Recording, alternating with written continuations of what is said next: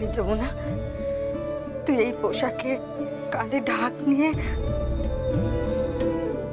আমি যে দেখতে পাচ্ছি না রে, আমার খুব কষ্ট হচ্ছে।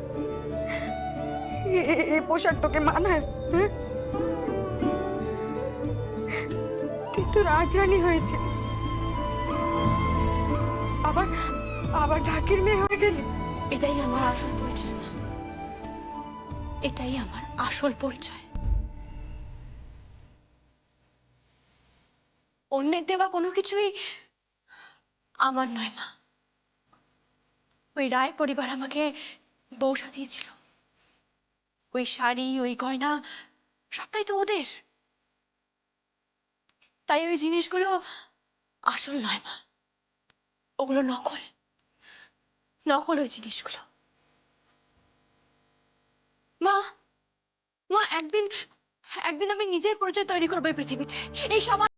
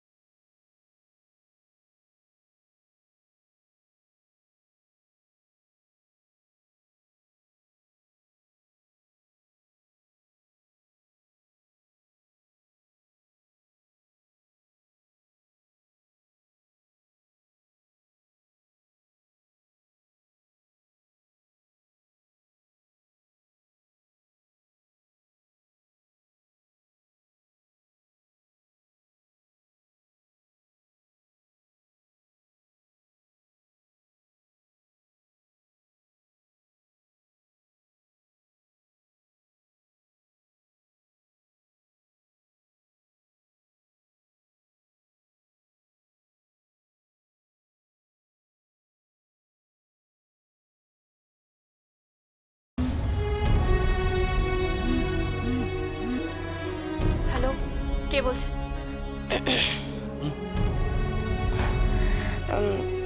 কাকিমা বলছি।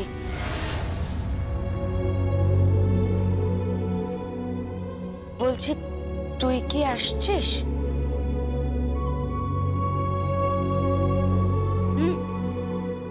হাত পেতে 20,000 টাকা বায়না নিয়েছি, আসবো না?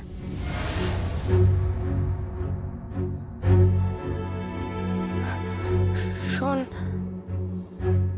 তোকে না আমার একটা কাজ করে দিতে হবে। কি কাজ? কাজটা হলো ওই কাজটা মানে কি? আরে বলো বলো, আরে আমতা আমতা করছো কেন? বলে ফেলো, তোমার তো খুব ঠাট। বলো বলো বলো। ঢাকির মেয়েটাকে কথাটা বলবো? বলতেই হবে, আর তো কোনো উপায় নেই মল্লিকা। তুমি তো এবার পেঁচে পড়ে গেছো, এত চাপ। হ্যাঁ, এবার তো পাত্রপক্ষ ফুরুত করে একেবারে হাওয়া হয়ে যাবে, আর খুঁজে পাবে না। আর আজকালকার দিনে এরকম একটা ভালো সৎ পাত্র একেবারে বিরল। হ্যাঁ, দেখো, বিত্তবান, অর্থবান, চরিত্রবান, এরকম অল স্কোয়ার এক পাত্র ভাবা যায়? কিছু বলবেন কি আপনি? হ্যাঁ, বলছিলাম কি, তুই যখন এখানে আসবি একটু ভালো শাড়ি, একটু গয়না গাটি, সেজে গুজে, সিঁদুর টিঁদুর পরে, আরে বাবা বাড়ির বউরা যেমন থাকে আর কি। মাফ করবেন, আমি 20,000 টাকা বায়না নিয়ে ওই বাড়িতে ঢাক বাজাতে যাচ্ছি। আমার কাঁধে ঢাক থাকবে, আমার সঙ্গে আমার বাবা থাকবে, আর আমার সঙ্গে আমার বোনও থাকবে। আমি বাজাবো ঢাক, আর আমার বাবা কাসর বাজাবে। ভগবানের সামনে ঢাক বাজানোটাই আমার কাজ, আর সেটাই আমি করতে যাচ্ছি, তার বেশি কিচ্ছু নয়।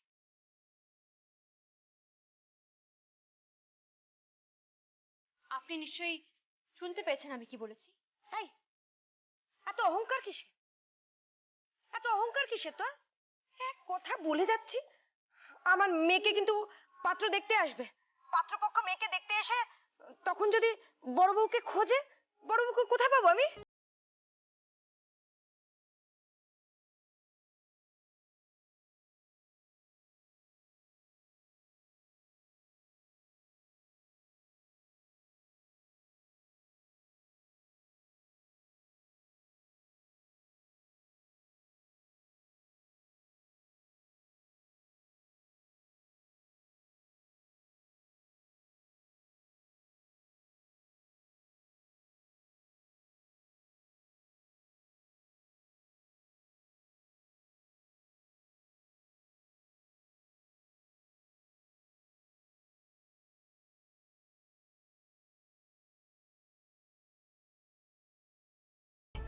ঢাক বাজাতে আপনার দাদা আমার মুখের উপর বায়নার টাকা ছুড়ে দিয়ে গেছে, তখন কিছু বলেননি কেন আপনি? তখন বলেছেন টাকা কেন দিচ্ছিস? বলেননি তো আপনি? টাকাটা না দিলে কি তুমি আসতে, যমুনা বৌদি? কখনো আসতে না। আমি তো তোমায় চিনি, তোমার আত্মসম্মান বড় টনটনে। এই শোন, অত শত আমি জানি না। আমার মেয়ের বিয়ে, আর মেয়ের বিয়েটা তোকে উত্তরে দিতে হবে। তোকে শাড়ি পরতে হবে, গয়না পরতে হবে, সুন্দর করে সিঁদুর পরতে হবে, বাড়ির বউ হিসেবে তোকে দাঁড়াতে হবে। বেশ, তাহলে এই কথাটা কেদার রায়কে বলতে বলুন। এই কথাটা সঙ্গীত রায়কে বলতে বলুন। ওই দুজন বললে তাও আমি ভেবে দেখতে পারি।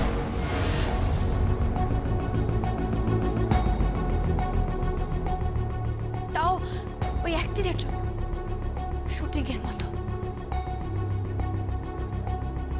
ওই যেমন হয় না, শুটিংয়ে যেরকম হয় আর কি, মুখে রং চং মেখে মেকআপ করে না, সেই রকম রং চং মেখে মেকআপ করবো আমি। ওই বাড়ির বউ সাজবো আপনার মেয়ের বিয়ের জন্য একদিনের।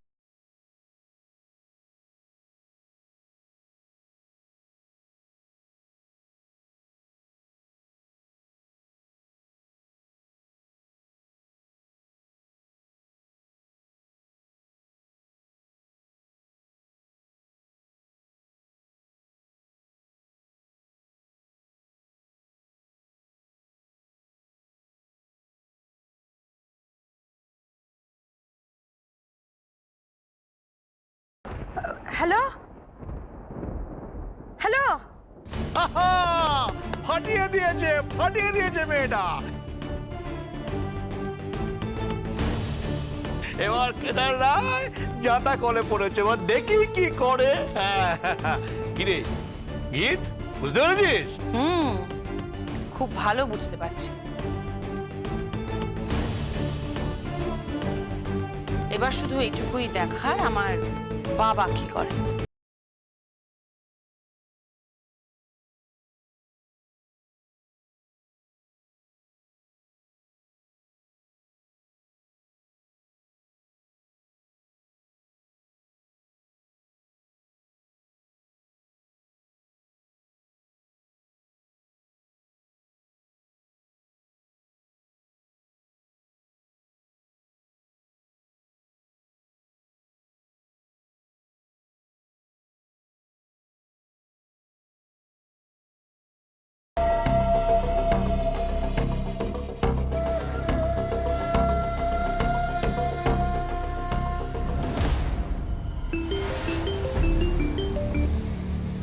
হ্যালো।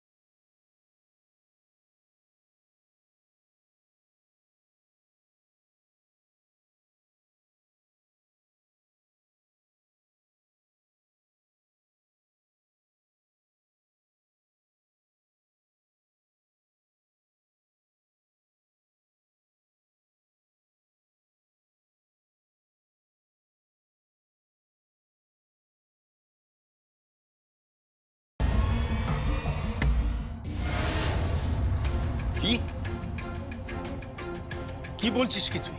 হ্যাঁ দাদা, আমি আর কি বলবো বলো। তোমার যদি আমাকে বিশ্বাস না হয়, তুমি তুমি যাচাই করে নাও। তো তুমি ছোট বৌদিকে জিজ্ঞেস করো না আসলে আসলে কি হচ্ছে জানো তো দাদা। ওরা ওরা সবাই মিলে তোমাকে বেঁচে ফেলার চেষ্টা করছে। ইয়েস দাদা, সবাই মিলে সবার সামনে তোমাকে ছোট করার চেষ্টা। দাদা দাদা তুমি দাদা, তুমি কেদার রায়, তোমাকে সবার সামনে ছোট করার চেষ্টা করছে, তুমি সেটা মেনে নেবে? কোনো প্রশ্নই ওঠে না। তাহলে তাহলে তাহলে কি হবে দাদা? আমার মনে হচ্ছে কালকে একটা সিন ক্রিয়েট হবে দাদা। হ্যাঁ দাদা, ওই মেয়েটা একটা মহা ধুরন্ধর মেয়ে, মহা চালাক, 7 সেনার 1 সেনা, শিয়ালের থেকেও বেশি চালাক ও। হ্যাঁ দাদা, দাদা গো, দাদা দাদা তুমি সাবধানে থেকো দাদা, তুমি সাবধানে থেকো। তোমার কথা শুধু ভাবছি, মেয়েটার সাহস পাবো। হ্যাঁ, কতটা মোটা অঙ্কের টাকা ও নিয়ে নিল।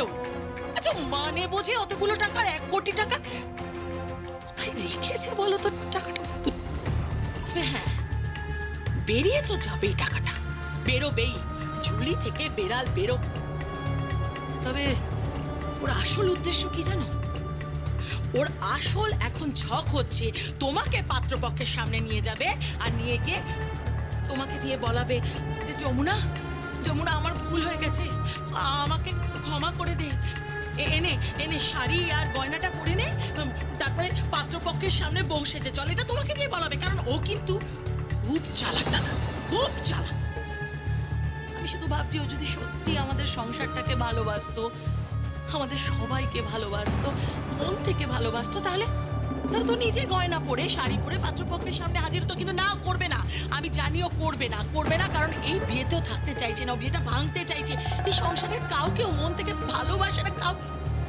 দাদা দাদা, তুমি কিন্তু আবার চাপে পড়ে ওকে কালকে বউ সাজতে বলো না। তুমি কিন্তু আবার ওর হাতে যেচে পড়ে শাড়ি গয়না তুলে দিও না।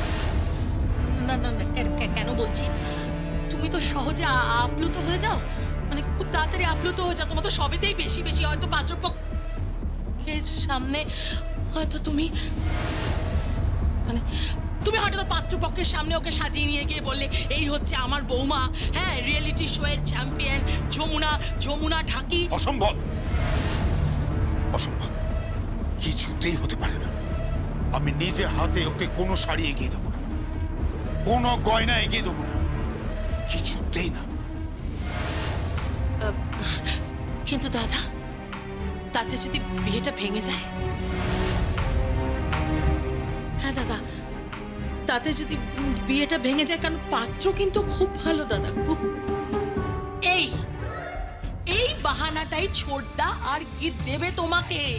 ওরা প্ল্যান করছে তোমাকে এই ফাঁদে ফেলার। হ্যাঁ দাদা, কিন্তু তুমি কিন্তু ফাঁদে পড়বে না দাদা। সব সময় মাথায় রাখবে, তুমি কেদার রায় দাদা, তুমি কেদার রায়। কাল বিশ্বকর্মা পুজোয় সকলের সামনে ছোট করবে তোমাকে যমুনা। হ্যাঁ দাদা, ছোট করবে, ছোট করে যমুনা বাজি জিতে যাবে। আর একবার যদি যমুনা বাজি জিতে এই বাড়িতে ঢুকে যায়, তাহলে এই গোটা সংসারে যমুনা ছড়ি ঘোরাবে দাদা, ছড়ি ঘোরাবে।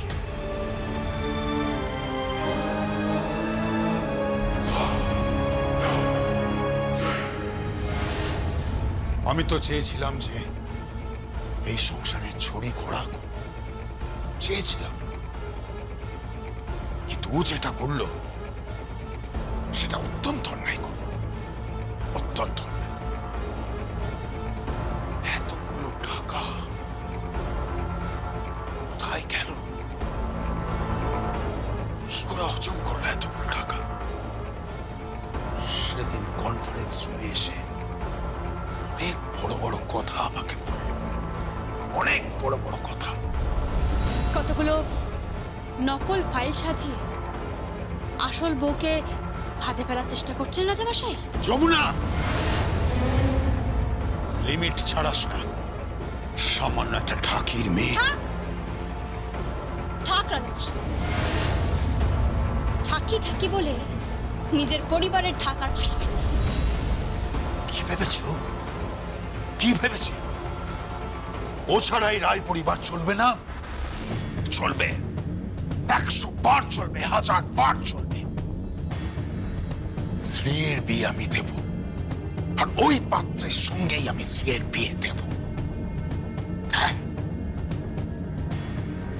কিন্তু একটি বারের জন্যেও মুখ ফুটে ওকে আমি আর শাস্তি বলবো না, কিছুতেই না।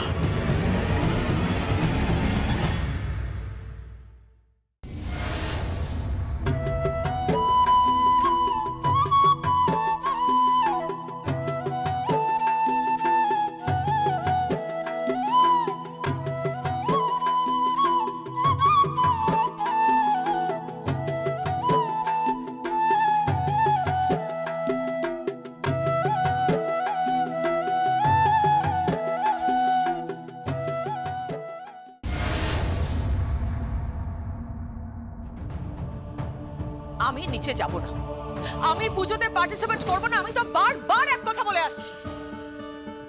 ও মা, প্লিজ তুমি ঝামেলা করো না। দেখো, আর ঠাকুর কিন্তু অনেকক্ষণ চলে এসেছে। হ্যাঁ, অনেকক্ষণ কিন্তু চলে এসেছে। এরকম করো না মা, প্লিজ। আর তোমার শাড়ি, ব্লাউজ সমস্ত কিছু আমি কেচে রেখেছি, গয়নাও সিলেক্ট করে রেখেছি। তোমাকে আমি সাজিয়ে গুছিয়ে নিয়ে যাবো। আমি বাচ্চা মেয়ে? হ্যাঁ, আমি বাচ্চা মেয়ে, আমাকে সাজিয়ে গুছিয়ে নিয়ে যাবি মানে? তুমি মাঝে মাঝে বাচ্চাই হয়ে যাও মা। ইয়ার কি মারবি না আমার সঙ্গে? ইয়ার কি মারবি না, আমার মাথা ঠিক নেই, আমি বলে দিলাম। সারা জীবন এই সংসারে প্রাণপাত করলাম, কি করিনি আমি, বাট কি পেলাম? কি পেয়েছি? হ্যাঁ, বড় বৌমা, তুমি তো কোনোদিন কিচ্ছু চাওনি মা। হ্যাঁ, আর বাড়ির বউরা কবে কে কি চায় বলো তো? আমরা তো শুধু করেই যাই। আজকের দিনে তুমি এরকম করো না মা। তুমি আমার কথাটা একটু বোঝো। দেখো, ঠাকুর এসে গিয়েছে, এখন যদি তুমি তৈরি না হও তাহলে কি করে হবে? ওদিকে পুরোহিত মশাই তাড়া দিচ্ছেন, পুজোর সমস্ত আয়োজন তৈরি আছে। হ্যাঁ, তুমি না গেলে কে করবে বলো? কেন মা? আপনার তো আরেকজন বৌমা রয়েছে, আপনার মেয়ে রয়েছে, তারা কেন কিছু করবে না? হ্যাঁ, ছাই ফেলতে ভাঙা হলো, সবকিছু আমাকে। মা থাক না, এবার চলো প্লিজ চলো। আমার হাত ছাড়। আমি বলেছি আমি যাবো না, আমার হাতটা ছাড়ো। পুরোটা কি আমি বুঝতে পারছি না। নিচে পুরোহিত এসে গেছে, চলো অনুরাধা। কতবার বলতে হবে তোমাকে যে আমি যাব না? আমি যাব না, ব্যাস।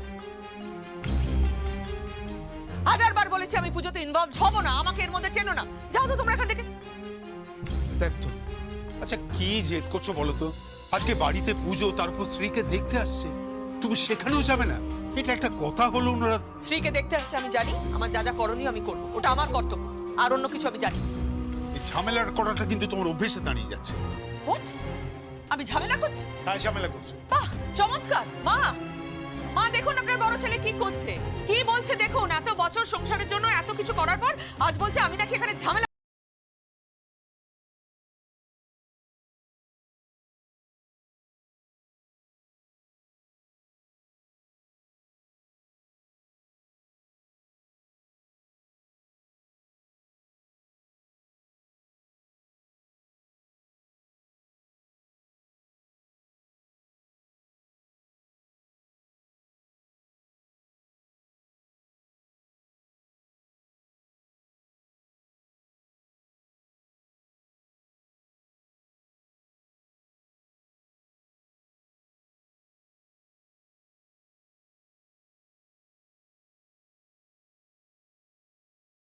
ফাজলামো মারার মুডে নেই, বলে দিলাম। আমি যাব না বলেছি, যাব না, ব্যাস।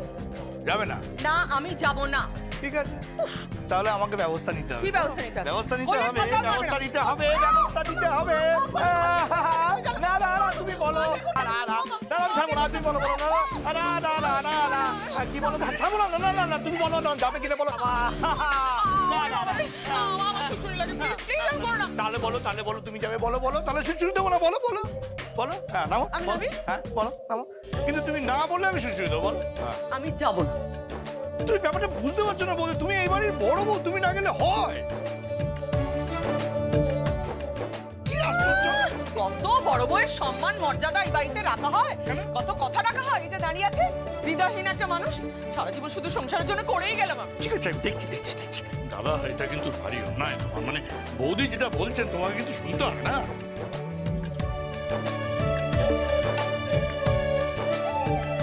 ও, তুমি আর কি করছো আমাকে? আমাকে নিয়ে? বেশ, আমি যাব না।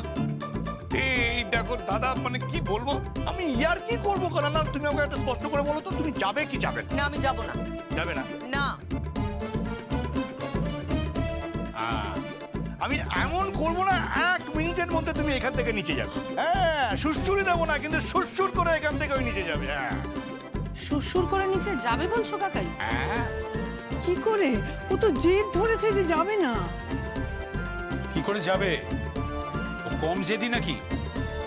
একবার যখন গো ধরেছে ও কিছুতেই যাবে না। আর এই আজকের এই পুজোটাকে ও বানচাল করবে আমি জানি। দাদা, তোমাকে নিয়ে না সত্যি আর পারা যায় না, এত ঝগড়া করো কেন বলো তো? তুমি আমাকে দেখবে না, এতটুকু শেখো না। ওই দেখো, ওরকম একটা মহিলা গুন্ডা মার্কা বউ, তাকে তো সামলাচ্ছি, হ্যাঁ ম্যানেজ তো করছি, তুমি বউকে ম্যানেজ করতে পারো না। কিরকম তেলে জলে কিরকম মিশ খাইয়ে দিয়েছি। মানে